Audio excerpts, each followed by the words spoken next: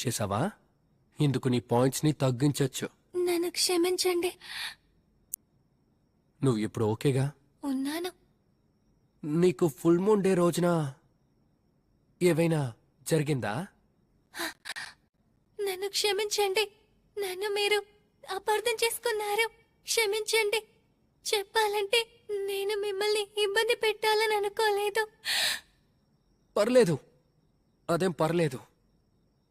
అదంతా ఒక సమస్య కింద నేను అసలు భావించను.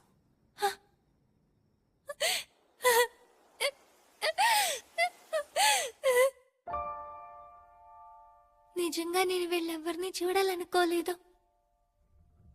అందరికీ ఇలాంటి ఒక పరిస్థితి వస్తుంది. ఒకడు నచ్చారంటే నేనెప్పుడు వాళ్ళ ముందే అల్లరి చేస్తాను. కాబట్టి వాళ్ళు నన్ను అపార్థం చేసుకుంటారు. తప్పుగా అనుకోవడమా? హ్యూమనిసాకితో మీరు మాట్లాడడం మొత్తం నేను వింటూ